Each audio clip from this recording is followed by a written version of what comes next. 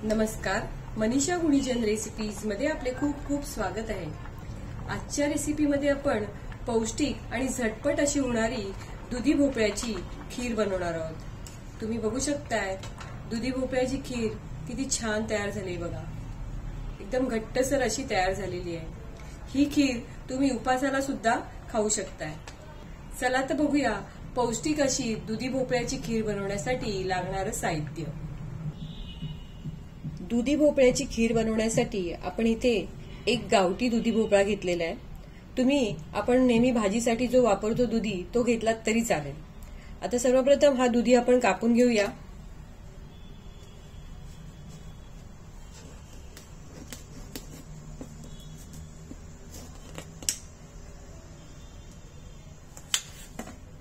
दुधी कापून घेतल्यानंतर थोडासा चाकून बघायचा, कारण कधी कधी दुधी हा कडू असतो। दुधी चांगला आहे, कडू नाहीये।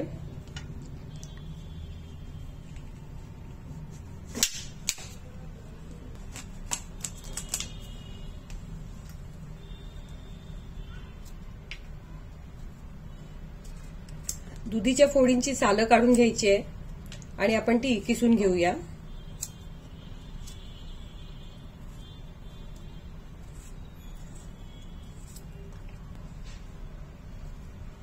बियांचा भाग काढून टाकायचा आहे।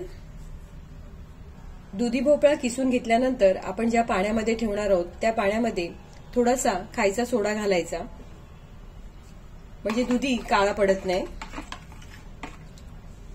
आता आपण दुधी किसून घेऊया।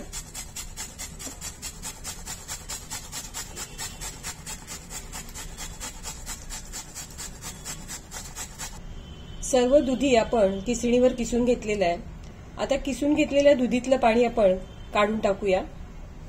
चाळणीवर नितळत ठेवलेला दुधीचा किस हातामध्ये घेऊन पिळून घ्यायचा आहे।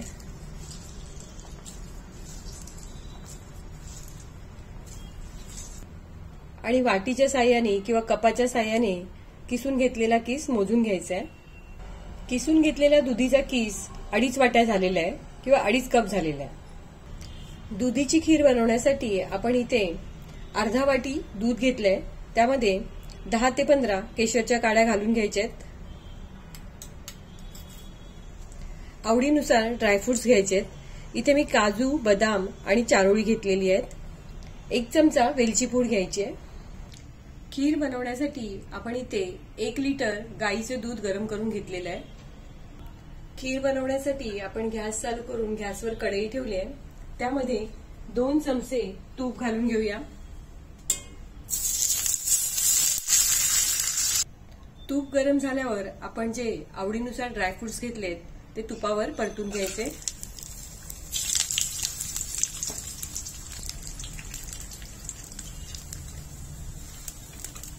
काजू बदाम तुपावर परतला गेल्यानंतर त्यामध्ये दुधीचा किस घालून घ्यायचा आहे।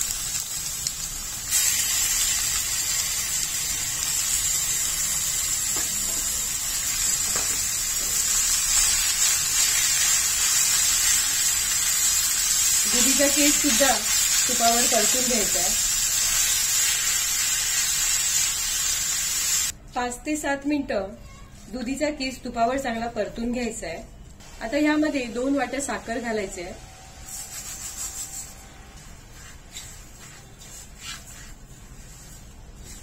तुम्ही तुमच्या आवडीनुसार साखरेचं प्रमाण कमी जास्त करू शकताय।